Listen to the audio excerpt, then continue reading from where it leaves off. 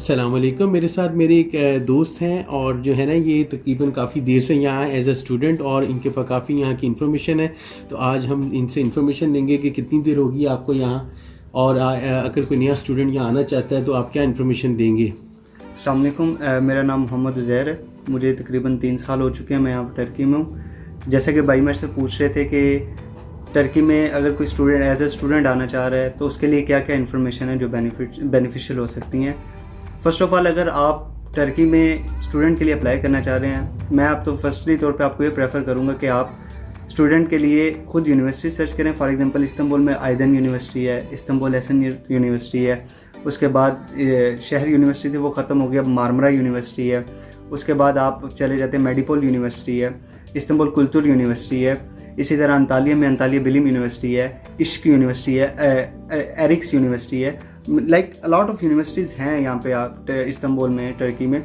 इसकी सबसे best option ये होती है कि आप अपना डिपार्टमेंट सर्च करें गूगल पे जाके, यूनिवर्सिटीज़ के अंदर कौन सा डिपार्टमेंट है, उसके अंदर जाके आपको वहाँ पे मिलेगा कि इंटरनेशनल अफेयर्स की एक ऑफिशियल ईमेल मिलती है।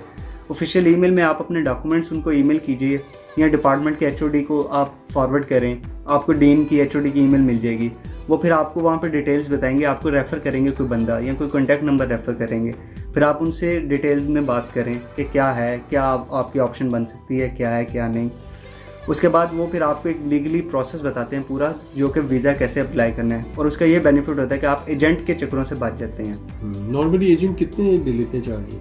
नॉर्मली एजेंट्स का डिफरेंट होता है। सम टाइम कुछ एजेंट होते हैं वो कहते हैं कि सम टाइम कुछ एजेंट होते हैं वो 30,000 50,000 लेते हैं। बट बेस्ट ऑप्शन यही है कि आप खुद अप्लाई कर लें, क्योंकि एजेंट्स के यहाँ पे एक्रेडिटेशन होती है यूनिवर्सिटीज़ के साथ। उनको यूनिवर्सिटी से भी कमीशन मिलती है बच्चे को एडमिशन करवाने की, और उसके साथ साथ आप जो एडमिशन करवा के जब आप आते हो आपकी फ़ीस से उनकी कमीशन भी जाती है, और वो अलहदा से आपसे फिर कमीशन भी लेते हैं। और अगर आप ये बताएं कि सबसे बेस्ट यूनिवर्सिटीज़ कौन सी हैं यहाँ इस्तांबुल में?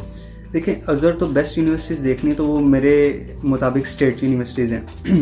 अंकारा यूनिवर्सिटी हो गई, उसके बाद इस्तांबुल यूनिवर्सिटी हो गई, उसके बाद अकडेनिस यूनिवर्सिटी हो गई, मारमरा भी स्टेट में आती है। अगर आप इन यूनिवर्सिटीज़ में अप्लाई करना चाह रहे हैं तो वो जनवरी से फरवरी में तुर्की बुर्सलारी एक इनकी स्कॉलरशिप है वो आती है। अच्छा। उसके लिए आपको जीआरई देना पड़ता है पाकिस्तान में, या टॉफिल का एक उन्होंने स्कोर रखा हुआ है वो देना पड़ता है।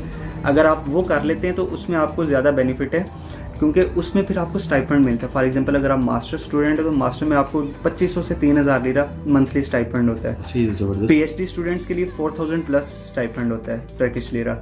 और बैचलर्स की भी उसकी बड़ी अच्छी अच्छी स्कॉलरशिप्स हैं। अगर आप गूगल पे इसको तुर्की बुर्सलारी को सर्च करेंगे तो आपको क्वाइट गुड मतलब डिटेल्स मिल जाएंगी। फरवरी में स्टार्ट होता है, जनवरी से फरवरी में मतलब जो भी आना चाहता है तो बेस्ट ऑप्शन है कि अगर वो फरवरी में आए तो जो आपने बताया, क्या आपने नाम बताया? तुर्की बुर्सलारी उसका नाम है, तुर्की बुर्सलारी। इसके थ्रू बंदा अप्लाई करे, उसमें ये है कि आपको पे करेगी यहाँ की गवर्नमेंट। अगर आपके अच्छे ग्रेड है तभी वो एक्सेप्ट करेंगे। बिल्कुल। ठीक है। एक ये बताएं कि नॉर्मली कितने पर सेमेस्टर यहाँ पे जो है वो पे करना पड़ता है? जैसे एक्चुअली ये वेरी करता है। कुछ यूनिवर्सिटीज़ हैं जो नॉर्मल स्टेट पर चलती हैं। For example Istanbul culture university है, इसकी फीस है $2300 मास्टर्स की, मास्टर्स 2 इयर्स की पर ईयर नहीं, कंप्लीट कोर्स है $2300 का कंप्लीट कोर्स। अब अंतालिया बिलिम में जो उसका है $4000 मास्टर्स का। ठीक है। उसके बाद आइदन यूनिवर्सिटी $4200 है। और दूसरा, मुझे बहुत से लोगों ने कहा कि यहाँ बैचलर बिल्कुल सही नहीं है, यहाँ पे बैचलर बहुत एक्सपेंसिव है, आप मास्टर करना तो आए। एक्चुअली किसी हद तक इनकी प्रॉब्लम्स ही हैं। कुछ चीज़ें, कुछ डिग्रीज की ना यहाँ पे इक्विवेलेंसीज नहीं बनती।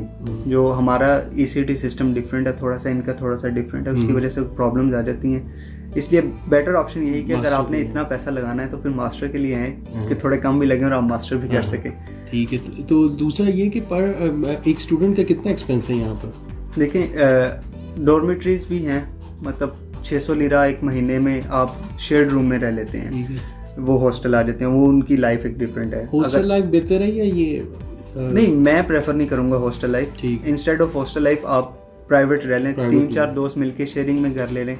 फॉर एग्जांपल इस्तांबुल थोड़ा सा कॉस्टली, अगर आप इस्तांबुल में रह रहे हैं, कुछ डिफरेंट एरियाज़ हैं, एसन यूर्त हो गया, उसके बाद गाजी उस्मान पाशा हो गया, इस तरह के कुछ एरियाज़ हैं, यहाँ पे आपको सस्ती मिल जाती है रहाइश। फॉर एग्जांपल अगर आपने 2+1 घर लेना तो आपको मैक्सिमम फर्निश जो है ना 2000 लीरा में मिल जाएगा। 2+1 में 4 बंदे रह सकते हैं, और अगर 2000 टर्किश लीरा में मिल रहा है तो 500 लीरा पर हेड आपको घर का आ रहा है। तो वो एक बेनिफिशियल है, वो आपको ज़्यादा सूटेबल है। ठीक है, उसके अलावा मैं ये पूछना चाहूँगा पर मंथ कितना एक्सपेंस है एक स्टूडेंट का टोटल? देखें, अगर तो बहुत ही नॉर्मल कॉस्ट पे आपने चलना है तो वो 1000 टर्किश लिरा में आप बहुत अच्छे तरीके से 1000? सर्वाइव कर 1000 टर्किश लिरा में 1000 टर्किश लीरा में एक स्टूडेंट यहाँ पे सर्वाइव कर अच्छे तरीके से सर्वाइव कर सकता है, मतलब जिसमें आपकी रेजिडेंस आ जाती है शेयरिंग में, उसके बाद आपका खाना पीना आ जाता है, क्योंकि मैक्सिमम 500 टर्किश लिरा आपका आ जाता है मोस्टली रहने का, और उसके बाद आ जाता है खाने पीने के आ जाते हैं पैसे। और ये एक स्टूडेंट को क्या फैसिलिटीज़ दे रही है यहाँ की गवर्नमेंट? एक्चुअली यहाँ की गवर्नमेंट स्टूडेंट को सिर्फ उस वक्त फैसिलिटेट करेगी जब आप गवर्नमेंट की इंश्योरेंस बनवाएंगे, जिसको SGK बोला जाता है, सिगोर्ता। वो SGK सिगोर्ता जो आपको महाना 700 टर्किश लिरा गवर्नमेंट को पे करना पड़ता है। जब आप गवर्नमेंट को 700 टर्किश लिरा मंथली पे करते रहेंगे, फिर गवर्नमेंट की कुछ फैसिलिटीज़ हैं, जैसे आपका हेल्थ जो है वो फ्री हो जाती है इनके स्टेट हॉस्पिटल्स में। उसके अलावा अगर आपको कोई प्रॉब्लम हो जाती है, जिस तरह अभी कोरोना आया था, कोरोना की जो सिचुएशन थी, कोरोना सिचुएशन में जो SGK वाले थे उनको गवर्नमेंट की जो फैसिलिटीज़ थी दी गई थी, फॉर एग्जांपल जो मास्क प्रोवाइड किए गए थे या जो ये सैनिटाइजर वगैरह प्रोवाइड किए गए थे, ये SGK वालों को ही प्रोवाइड। हेल्थ की आपने बताई है, हेल्थ की फैसिलिटीज़ है। हाँ जी। लेकिन मैंने नॉर्मल सुना है कि यहाँ पर अगर कोई स्टूडेंट है उसको जैसे ट्रांसपोर्टेशन बहुत रिजनेबल है।